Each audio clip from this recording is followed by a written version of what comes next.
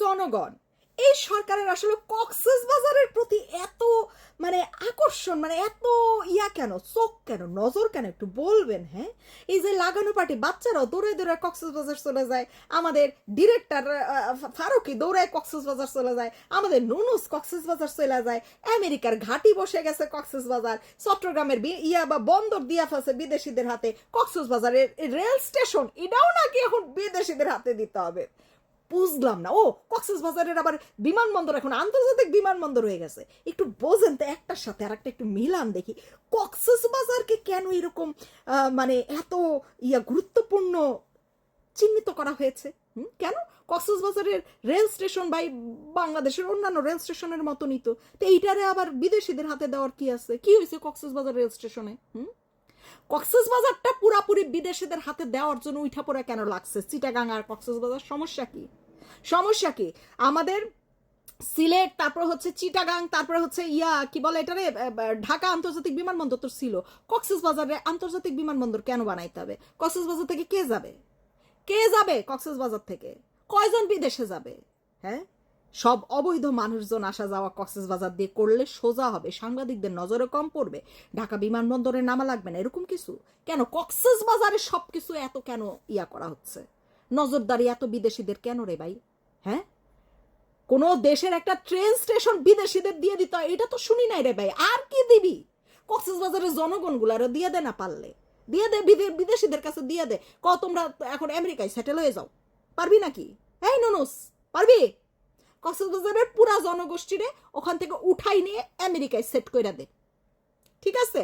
কক্সবাজার এখন মানুষজন রাখিস না। বাপ রে বাপ, একের পর এক বিদেশিদের হাতে সবকিছু দিয়ে দিচ্ছে। মানে আমাদের দেশে তো কোনো মানুষজনই নাই চাকরি করার মতন, কোনো মেধাবী নাই, সব গরু ছাগল, সব গরু ছাগল, সব সমন্বয়ক, সব হচ্ছে কি বলে রাজনৈতিক দলের সদস্য। দেশ সামাল দিবে কে? দেশে কাজ করবে কে? তাই না? হ্যাঁ, হ্যাঁ, ঠিকই বলেছে যে কি একদিন বিদেশিরা আমাদের দেশে আসবে চাকরি করতে। নুনুস, ঠিক আছে, আমাদের দেশের গুলা বিদেশে যাক বা না যাক, বিদেশিরা আমাদের দেশে অবশ্যই চাকরি করতে আসবে। তুই সেই ব্যবস্থা কইরা দিছস, অসুবিধা নাই, চালাই যাও নুনুস। এই কক্সবাজার বাসী, আপনারা প্রতিবাদ করতে শেখেন নাই? হ্যাঁ, প্রতিবাদ কেমনে করতে হয় জানেন না? আপনাদের এলাকা আর কোনো কিছুতে আপনারা চাকরিতে অগ্রাধিকার পাবেন সবার আগে। আপনাদের মানুষজন হচ্ছে বিভিন্ন পদে বসবে। কেন? বিদেশি শক্তির এমনি এমনি বসাইতেছে, চোখে লাগতেছে না আপনাদের? দেখতে পাচ্ছেন না আপনারা? প্রতিবাদ করতে পারছেন না আপনারা? আপনাদের জমিগুলাও বেদখল কইরা এদের হাতে দিয়ে দিবে, তারপরে গিয়ে আপনাদের টনক নড়বে। এর আগে তো আপনাদের টনক নড়বে না, ঠিক আছে? এখন জমিগুলা দেওয়ার হচ্ছে পাইতারা চলতেছে, বুঝাইতে পারছি? ওই যে কিছুদিন আগে দেখছিলেন না, সার্ভিস গিয়া বলছে এখানে হচ্ছে অবৈধভাবে তৈরি করা হচ্ছে, ফ্ল্যাট তৈরি করা হচ্ছে, বাসা বাড়ি তৈরি করা হইতেছে, অবৈধভাবে জমি দখল হচ্ছে। এটা হচ্ছে একটা পাইতারা, ঠিক আছে? আপনাদেরকে নিজের জমিতে নিজেদেরকে অবৈধ কইরা এই বিদেশিদের হাতে জমি জমা সব দিয়ে দিবে।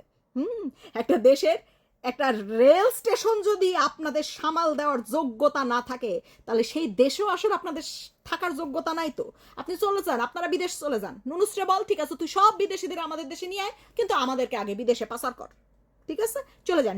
নুনুসের আছে, নিজস্ব শ্রমশক্তি রপ্তানির লাইসেন্স আছে, হেয়ার কোম্পানির মাধ্যমে আপনারা বিদেশে যান গা। কি আর করবেন? কারণ বিদেশিরা আমাদের দেশে চাকরি করবে, ঠিক আছে? এই আপনারা চুপ নীরব দর্শক। হ্যাঁ, খালি ভারতের কাছে দেশ চলে গেছিল নাকি? ভারতের চুক্তি, ভারতের তো একটা চুক্তি বাতিল করলেন না।